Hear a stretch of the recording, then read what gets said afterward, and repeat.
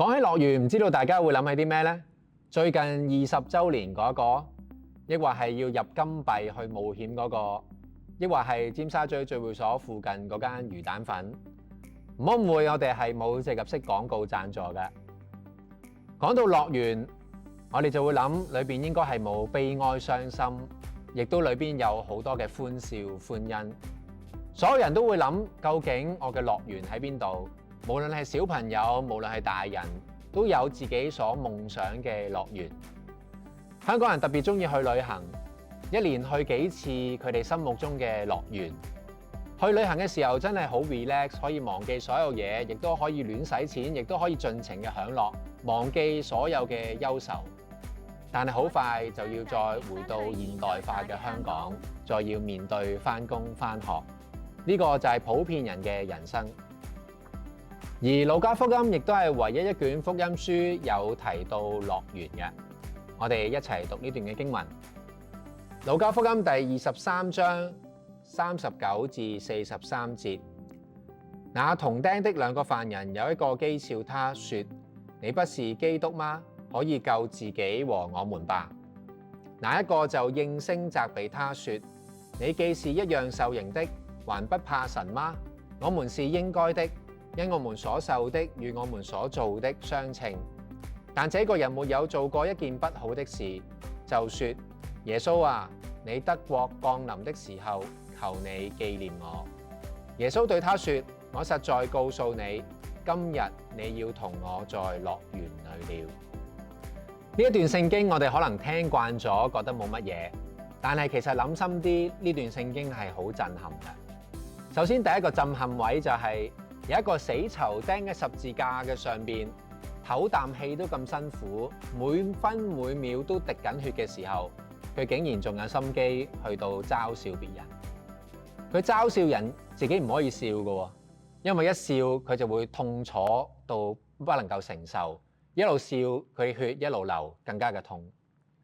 更加離譜嘅係，隔離嘅犯人竟然聽見呢個恥笑嘅説話，冇一齊笑，竟然係責備佢，並且用佢最後嘅力氣同耶穌講咗一個好應信經典嘅説話，就係耶穌啊，你得國降臨嘅時候，求你紀念我。呢一個好破天荒嘅一個嘅請求。佢釘喺十字架上邊，其實已經咩都做唔到。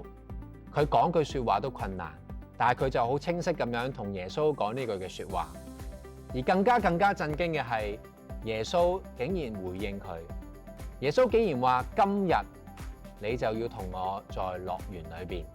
係今日，冇任何嘅遲疑，唔需要佢做乜嘢。當佢死後，就可以同耶穌一齊去到樂園裏邊去。呢句説話係非常嘅震撼。當一個死囚，佢後悔自己一生所做嘅事，恨錯難返，呢個應該係一個好惋惜、好悲傷嘅結局。但係耶穌一句説話就將整個情況完全嘅反轉，甚至乎話你要同我去到樂園裏邊去。所有嘅宗教都唔會咁樣去到教一個人，因為當一個人臨死嘅時候，佢要行善佢唔可以，佢要做嘢佢做唔到任何嘅嘢。佢只能夠説話，佢只能夠改變佢心裏邊嘅觀念。所有嘅宗教都係導人向善，所以去到今時今日喺醫院臨終嘅時候，你只會見到基督教嘅院牧或者傳道人仍然唔放棄咁樣勸人去信耶穌。呢一個係一個好好嘅見證，激勵到成千上萬之後嘅人繼續唔放棄向臨終嘅人去到傳福音。而亦都有成千上萬數唔盡嘅人臨終嘅時候就係咁樣信咗耶穌。我自己都有試過向臨終嘅病人、自己嘅親戚去到傳福音。佢原本係非常之抗拒福音，同佢傳親佢都話唔要。但係就喺佢病危嘅時候，臨終前一個禮拜，我探佢，我想將福音傳俾佢，佢竟然主動地同我講話：你係咪想同我講福音啊？當然喺呢個時候，我就把握住機會同佢傳福音，然之後佢都好欣然咁樣接受呢個福音，仲笑笑口咁樣同我一齊祈禱。亦都有唔少嘅弟兄姊妹會邀請傳道人，我亦都去過去見證一啲臨終嘅人，佢信主，為佢受洗，見證佢生命得着改變。冇幾耐之前，我亦都遇到一個家長，佢嘅仔因咗一啲嘅事情離世。佢離世之前冇穩定返個教會，亦都冇受洗。但係佢就知道有一位傳道人曾經同佢傳福音，並且佢願意相信。喺呢個咁無助嘅環境底下，佢好冇把握。佢覺得佢個仔當日咁樣信主，係咪真係有人認㗎？喺地上面尚且冇教會能夠承認佢嘅身份。但係我最後就勉勵佢，其實耶穌承認就夠㗎啦。你就係睇下呢個見證，睇下呢個犯人，佢冇做過任何 standard procedure 嘅信主嘅過程，佢只係講咗一句佢能夠講嘅説話，耶穌都承認佢。所以呢個見證亦都成為咗佢一個好深好深嘅安慰。佢知道唔係人點樣睇，乃係耶穌承認佢，耶穌接納佢就可以啦。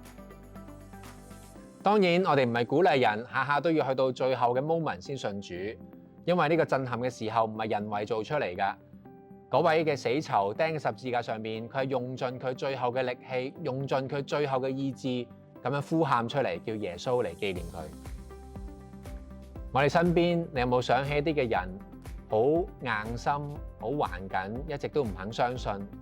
但係呢個見證再一次反轉我哋嘅觀念，叫我哋唔好最後一刻就放棄，係未到最後一刻，我哋都唔應該放棄，因為耶穌從來都冇放棄到。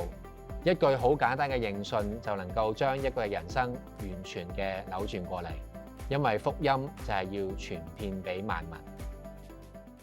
今日我哋時間去到呢一度，下次我哋有一個預告，下次我哋就會講不義嘅錢財。